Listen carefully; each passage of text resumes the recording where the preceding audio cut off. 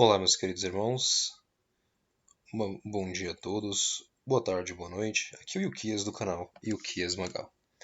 Eu quero trazer para vocês aqui essa sequência de matérias, tá bom? São muitas.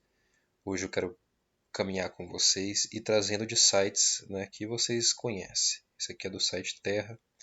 Uma matéria, só para a gente começar, do dia 20 de dezembro de 2022. Ele foi no ano passado, mas também é recente, né? Já que nós estamos em fevereiro de 2023, né? Tem aí menos de 3 meses essa matéria. Tempestades solares criam rachaduras no campo magnético da Terra. Ventos solares criaram uma rachadura no campo magnético da Terra, causando tempestades geomagnéticas com interferências nos sinais de rádio e em satélites. Tempestades solares continuam atingindo a Terra, dando sequência àqueles que chegaram na semana passada. Segundo os especialistas do clima espacial, uma onda de choque misteriosa criada por uma rajada de vento solar abriu uma rachadura na magnetosfera terrestre. Na segunda-feira, os cientistas anunciaram que a onda de choque criou rachadura no campo magnético protetor da Terra, permitindo que material solar a atravessasse, causando algumas interferências nas redes de comunicação por satélite. A origem da onda de choque parece ter se formado a partir de uma ejeção de massa coronal, lançada pela mancha solar AR3165, a mesma que enviou tempestades solares na semana passada e causou um blackout nos sinais de rádio e satélite. A imagem, né? Emissões de massa coronal são normalmente bloqueadas pela magnetosfera da Terra, nosso campo magnético, mas às vezes elas criam rachaduras na magnetosfera que permanecem abertas por horas. Foi isso que aconteceu na segunda-feira e deixou os cientistas em alerta. Para nossa sorte, a tempestade foi de classe G1, ou seja, um tipo mais fraca. Ainda assim, essa categoria pode causar algumas flutuações pequenas nas redes elétricas e prejudicar algumas funções do satélite. Meteorologistas espaciais da Administração Nacional Oceânica e Atmosférica, NOAA, detectaram uma chance de mais tempestades geomagnéticas de classe G1 para o dia 21 de dezembro, quarta. Tá? Segundo eles, uma dupla de correntes de ventos solares que viajam lado a lado deve atingir o campo magnético da Terra. E aí, claro, está atrasado, né? Isso já passou, mas para que vocês vejam o que é a inversão do campo magnético já é dita e os cientistas estão todos em alerta com isso. Tá bom? Lembrando que no vídeo passado, né, eu falei isso aqui, uma estrela cadente passa pelo céu em Foz do Iguaçu. O vídeo mostra o momento exato que a estrela cadente passou pelo céu do Foz do Iguaçu na madrugada de terça. Na imagem dá para ver o objeto astronômico descendo. Durante a passagem, a luz do fenômeno aumenta, se propaga mais ainda e causa o clarão. Em seguida, a faísca vai diminuindo e se distanciando. Então nós estamos vendo isso, né? Aumentar muito. Vemos aqui o vídeo, vou tirar o som. Olha só, clarão muito forte. O vídeo mostra em câmera lenta, né? Olha só no final.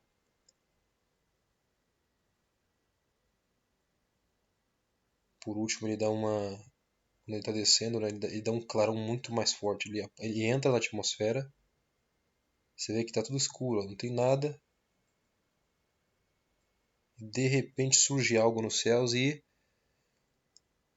é como se ele se fragmentasse. Você vê que vem uma explosão nele, uma luz, um clarão muito forte. Bom, né, quero trazer para vocês a outra matéria muito importante. Essa aqui está no Tech, canal Tech.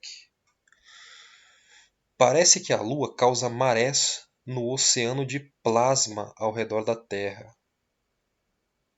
Essa aqui, agradecer muito a irmã que postou lá no Telegram também, né? Que o Senhor abençoe. Uma matéria muito interessante. A Lua parece exercer uma força de maré no oceano de plasma localizado na região interna da magnetosfera da Terra, ou que nós chamamos de domo terrestre, amiguinhos. Isso está caindo. Ele é feito de plasma, que chamam de a quarta. O plasma seria o quarto elemento, né? O quarto elemento da matéria. Entendeu? ele transita, ele é capaz de transitar entre este mundo e o outro, a outra dimensão. E a nossa Terra é coberta por esse domo. Olha o que eles estão chamando, tá bom? Eles mesmos falam. A Lua parece exercer uma força de maré no oceano de plasma localizado na região interna da magnetosfera da Terra. É o que concluiu um novo estudo de Balázs Heiling, pesquisador do Institute of Air Physics and Space Science na Hungria. Segundo ele, o processo gera flutuações parecidas com as marés dos oceanos. Vocês vão entender.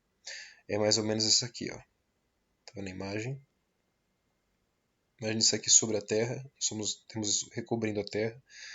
E esse local, digamos assim, que temos a parte interna, né, tem o nosso campo, ele gera campo magnético, e é como se a Lua, o movimento dela, a gravidade dela no espaço-tempo, no tecido espaço-tempo, ela gera flutuações ou marés, mexem com essas ondas, com o plasma, e o plasma muda como maré, ele começa a agir como maré, né?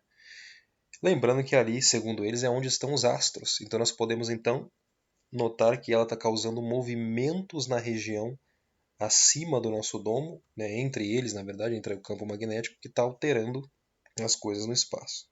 Ele trabalhou com mais de 40 anos de dados coletados por satélites de diferentes missões científicas para monitorar mudanças da plasmosfera a cada minuto. A plasmosfera é uma estrutura em formato de rosquinha encontrada sobre as linhas do campo magnético da Terra, logo acima da ionosfera. Como o plasma presente ali é mais denso que os das regiões externas da magnetosfera, ele afunda. Então, vamos lá.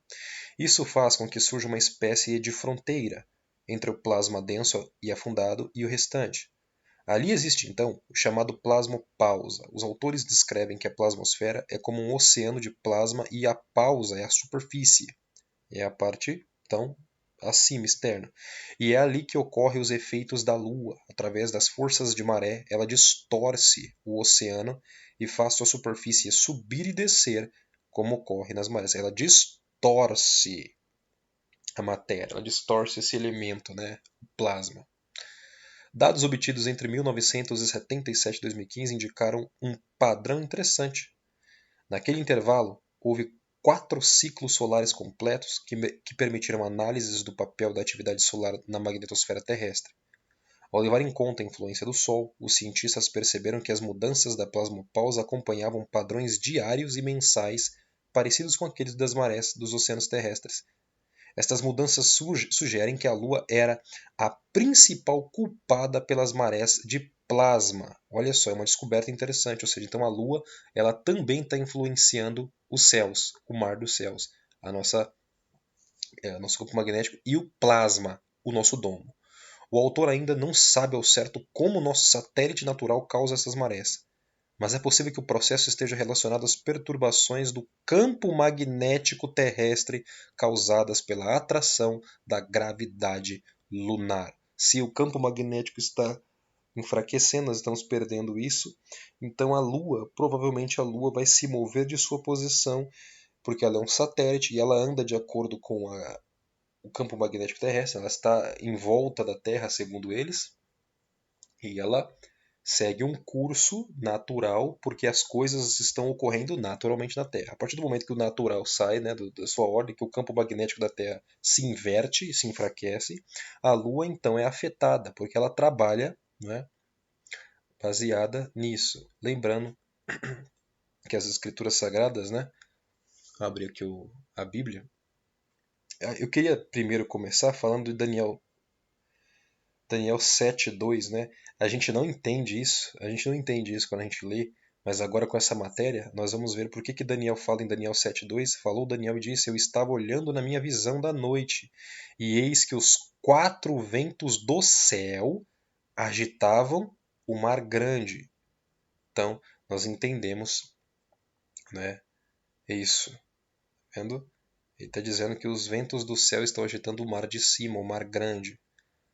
E perturbações. O campo magnético da Terra está sendo perturbado, como a gente vê aqui, né? Está fazendo com que a Lua se mova de seu curso, então ele está fazendo mexendo com as marés na Terra, mas também lá no plasma lá em cima.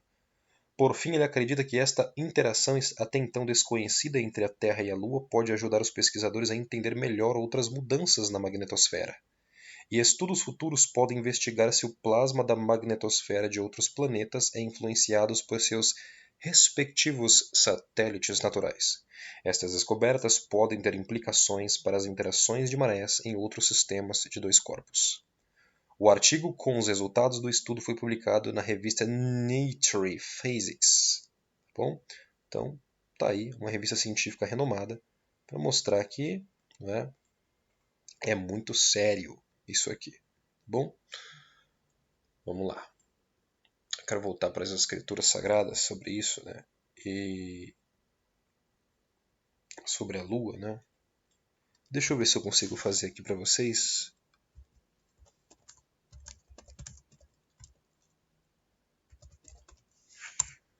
Não sei se aqui eles vão me dar isso. É isso mesmo. Salmo 89:37.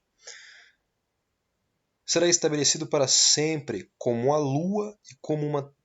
né? Na verdade, a lua é uma testemunha fiel. Vamos ver se a tradução aqui não está me ajudando, né? Então vamos lá. Não é livros. Bíblias. Vamos ver a NVI. NVI para ver se a gente consegue pegar uma tradução melhor, né? E aí depois a gente entender. Aqui. E será estabelecido para sempre como a lua, a fiel testemunha no céu. Tá bom? A lua, ela é a fiel testemunha do eterno no céu. Ela é um espelho de prata. Inclusive, essas imagens aqui, segundo, tá, alguns estudiosos das escrituras sagradas e dos antigos, isso aqui não se trata só de crateras, como eles falam, não é cratera. E tem outro detalhe, irmãos. Antes que falem qualquer coisa, né, que falam que não, ali é porque a Lua está no espaço, então muitas rochas caem ali. Os cientistas já falaram que todas as crateras na Lua elas têm o mesmo diâmetro e a mesma profundidade, todas. Então, se de fato eles têm essas crateras porque rochas batem nela, cai meteoritos ali, isso aí já cai por terra, tá bom? Porque todas as medições científicas falam que as crateras têm a mesma profundidade. É impossível que, segundo eles, entre aspas, a Terra tem bilhões de anos e a Lua também alguns milhões. Então ela não pode, né? Como é que sempre que bate algo lá faz o mesmo, afeta a mesma quantidade, tá bom?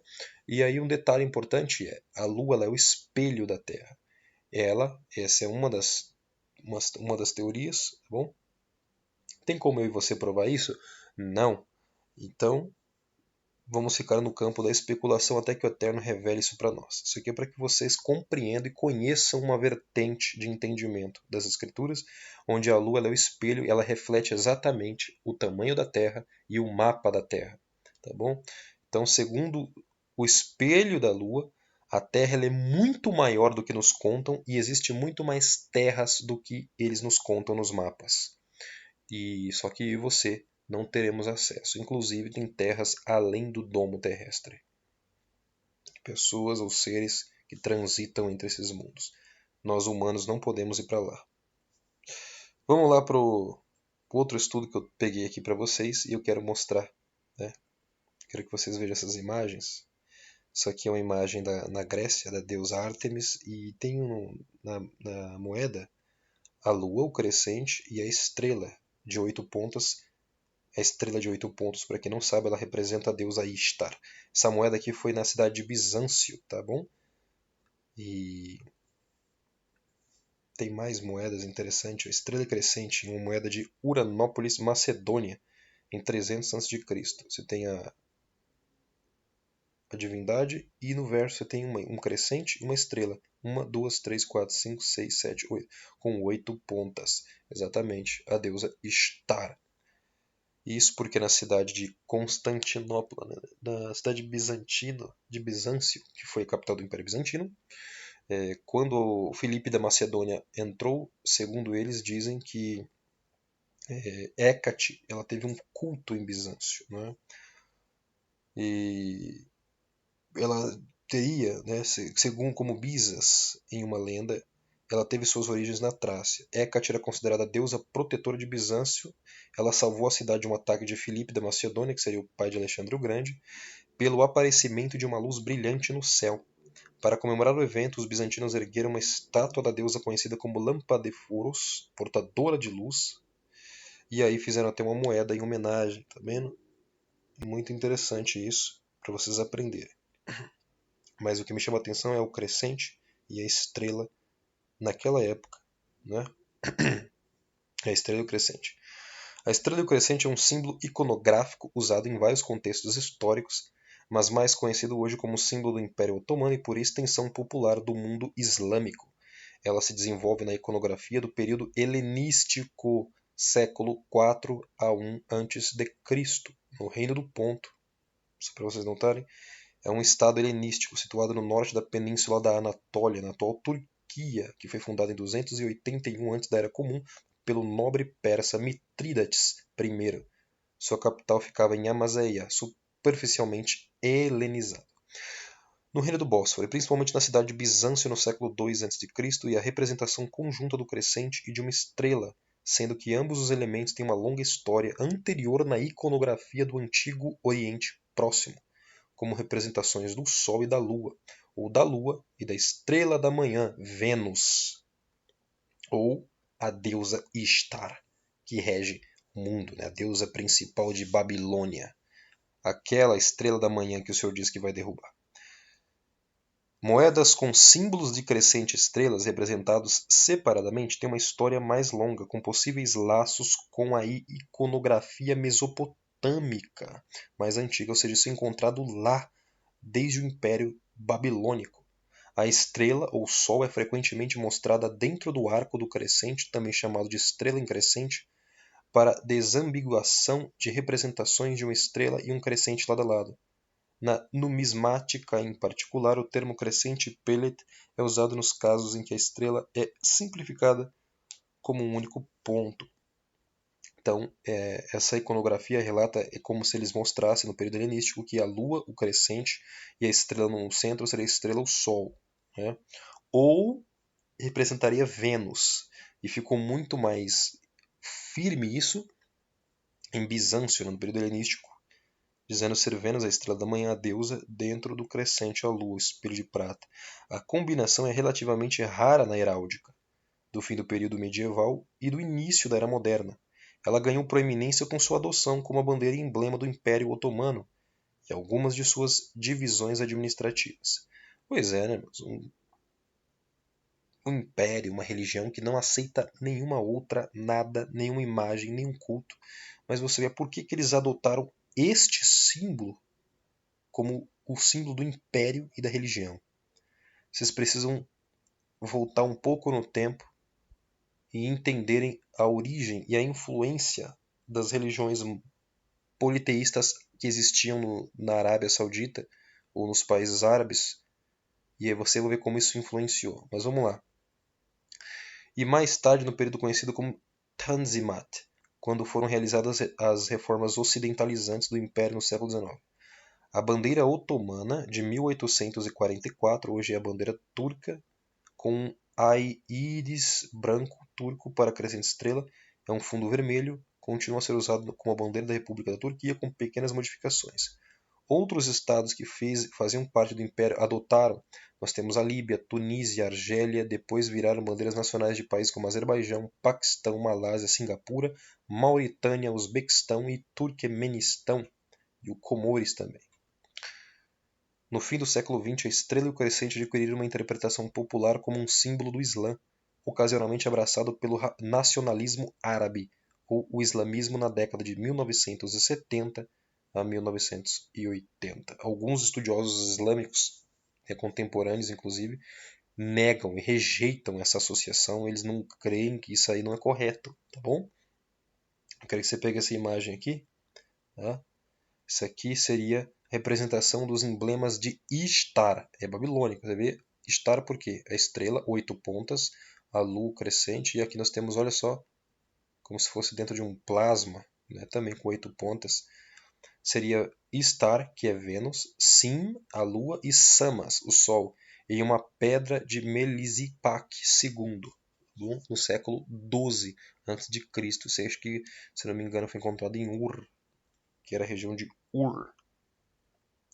Origens e predecessores crescentes que aparecem junto com uma estrela ou estrelas são uma característica comum da iconografia suméria. O crescente geralmente vem associado com o deus da lua Sim, ou Nana, e a estrela como Istar, Inarra, ou seja, Vênus, muitas vezes colocado ao lado do disco solar de Samas. No final da Idade do Bronze é o trio, né? A trindade do capeta. No fim da Idade do Bronze, de Canaã. Os motivos, estrela e lua crescente, também são encontrados em selos de nome moabita. Olha só, que é a região que nós conhecemos hoje como, né, estão aí eles na Síria, Moab ou Moav, é o nome histórico de uma faixa de terra montanhosa no qual atualmente está a Jordânia, parte da Síria e Jordânia, né? E ali também é onde ficavam os amonitas, linhagem que é filhos de Ló com suas filhas, os dois. Ao longo da imagem oriental do Mar Morto, na Idade Antiga, pertencia no reino dos Moabitas, um povo que estava frequentemente em conflito com seus vizinhos israelitas. Os hieróglifos egípcios representam a lua, sim, N11, a estrela, e essa estrela, e elas aparecem em ligadura formando uma estrela crescente como um signo para a palavra mês. Fica assim. Então é muito interessante. Na helenística, Mitrídates VI Eupator de Ponto usava uma estrela de 8 raios com uma lua crescente como seu emblema. McGing, de 1986, observa a associação da estrela crescente com Mitrídates VI, discutindo sua aparição em suas moedas e sua sobrevivência das moedas do Reino do Bósforo, onde a estrela crescente aparece em moedas reais pônticas do tempo de Mitrídates III e parece ter tido um significado como um emblema dinástico da família mitridática, né? Ou como brasão de armas do país do Ponto. Olha só, várias interpretações possíveis do emblema foram propostas. Na maioria deles, a estrela é usada para representar o Sol. A combinação dos dois símbolos foi tomada como representando Sol e Lua, e por extensão de noite, o Ma e o Mitra, no zoroastrismo ou deidade surgindo do sincretismo grego-anatólio-iraniano, o crescente representando Men Farnakoe, o deus local da lua, e a estrela, Sol, representando Ahura Mazda, que é o deus lá do disco solar do zoroastrismo, né? Ahura Mazda, ou Ormazde, Ahura Mazda, ou Hormuz, que é onde tem hoje o Estreito de Hormuz, né? Foi em homenagem ao deus Ahura Mazda. Tá bom? Diz que é o princípio ou o deus do bem. No fim do período helenístico, no início do período romano, o padrão de estrela e meia-lua havia sido associado a certa medida a Bizâncio. Se alguma deusa tinha ligação com as muralhas de Constantinopla, era Hécate. Hécate é o equivalente aí a Ártemis, tá bom? Deusa da guerra na Grécia. Hécate teve um culto em Bizâncio desde a época de sua fundação, como Bizas era uma lenda. Em uma lenda, ela teve suas origens na Trácia. Hécate era considerada a deusa protetora de Bizâncio, porque se dizia que ela salvou a cidade de um ataque de Filipe de Macedônia em 340 a.C., pelo aparecimento de uma luz brilhante no céu. Para comemorar o evento, os bizantinos ergueram uma estátua da deusa conhecida como Lampedophorus, portadora de luz. Algumas moedas bizantinas do século I e mais tarde mostram a cabeça de Ártemis, a deusa grega ligada à vida selvagem, à caça, mais tarde também se tornou associada à lua e à magia.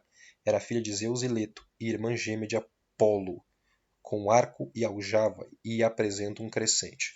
Então você vê Roma, né, a Grécia, o Império Greco-Romano tinha em Apolo o seu culto, e Roma, depois o Império Romano, ele se fragmenta e se divide em dois, né? Surge então o Império Romano do Oriente e do Ocidente. Do Oriente, que era o Império Bizantino, ele é baseado e sua capital é em Bizâncio, cuja fundação e o culto era a deusa Ártemis, a irmã de Apolo. E aí nós vemos essas iconografias, esses símbolos, tá vendo? Dela.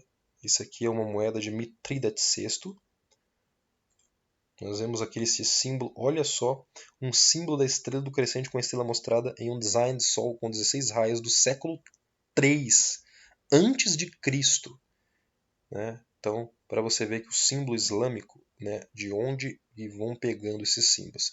Você vê aqui, ó, o Sol Invictus, né? O Mitra, você vê a carruagem real, o Mitra, a Lua e o crescente. Isso representando como se fosse realmente a deusa Ishtar e o Inanna, Inarra e Inanna, e o Sol. O símbolo da estrela crescente aparece em algumas moedas do reino de Elamais e os Elamitas, vassalo do Império de Parta no final do século I. O primeiro símbolo está presente nas moedas possivelmente associadas a Orodes I da Pátria. No século II, algumas moedas partas mostram um símbolo simplificado de pelota dentro do crescente. E aí você vai ver isso aqui, vendo? Também tem. Então são vários povos do passado que mostram essa simbologia. Vendo? Estrela, como se tivesse um crescente aqui sobre a cabeça dele, e você vê a estrela de 8 pontos, a deusa Ishtar, ou Inarra. Aparece em moedas do Império Sassânida no século V. Né? Nós vamos ver isso em muitos impérios. O Império Romano, no século II, a estrela dentro do crescente é encontrada do lado anverso das moedas romanas cunhadas durante os reinados de Adriano, Geta, Caracaia e Septimio Severus, em alguns casos como parte de um arranjo de um crescente 7 estrelas, ou vários dos quais foram colocados dentro do crescente. Tá aí. A estrela de 8 pontas. Acho que é o Adrianus, né? Você vê o símbolo. Na era medieval é encontrado algumas moedas e olha só alguns símbolos, alguns selos, né? Também com o mesmo emblema, muito interessante, para vocês verem que todos os povos têm adoração por esses dois. Deixa eu abrir aqui uma página, vocês vão entender. No iPetGoat 2. Será que é iPetGoat 2? Ou, né? Se o símbolo aqui foi 2 ou se é 11, né? O 1. Mas eu quero abrir aqui no YouTube o vídeo, vou ver se eu consigo mostrar, mas eu não vou fazer uma análise dele. Vamos lá, vou pegar imagens aqui. Demorando muito. Só que você tem uma cena, que é esse sujeito aqui, vindo no barco, e você vai entender algumas coisas. Sobre a cabeça do Osaminha, né? Do Osaminha, o que aparece? O crescente vermelho, a lua de sangue. A cena interessante que é ele indo para o mar. Ele sai no rio, né? Que tá tudo congelado. E este sujeito aqui, o Cristo da Nova Era, da New Age. Você vai ver que aqui atrás dele é uma igreja cristã.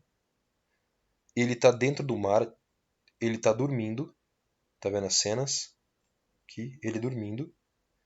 E atrás dele uma imagem, esse símbolo aqui é do DNA. E é como que o nascimento dele se dá porque ele está dentro da mulher. Ele é trazido por Inanna, a Inarra, né, a mãe dele. Ele seria o Horus.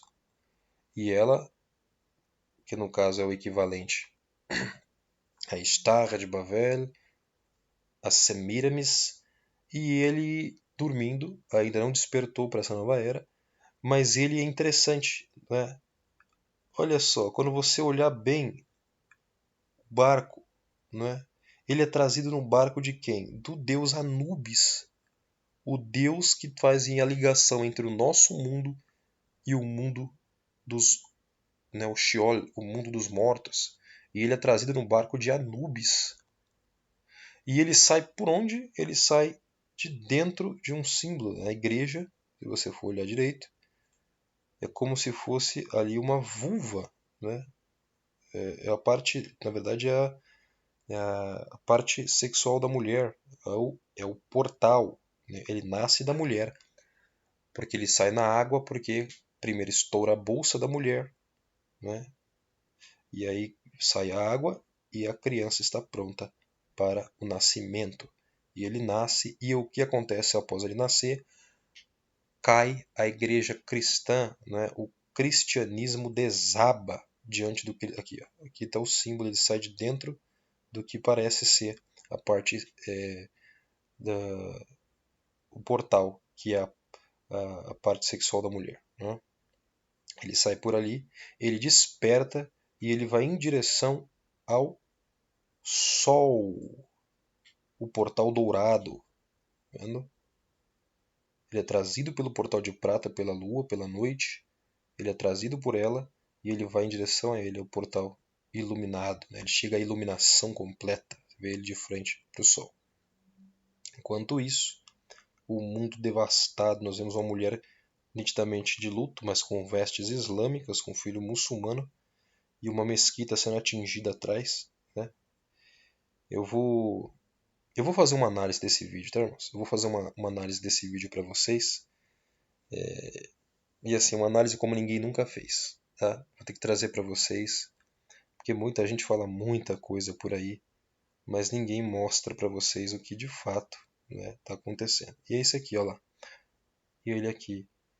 E nessa imagem, quando você vê o vídeo, o Sol ele começa a lançar como ejeções solares. E uma delas ele destrói, o Sol destrói as pirâmides do Egito.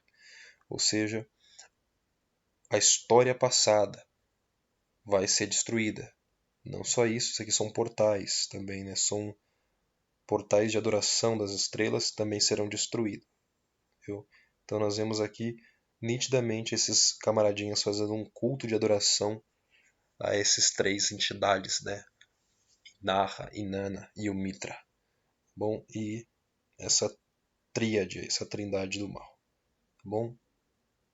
Eu queria que vocês entendessem isso aqui para vocês compreenderem, né? Quem é que está regendo o mundo. Quem está regendo o mundo.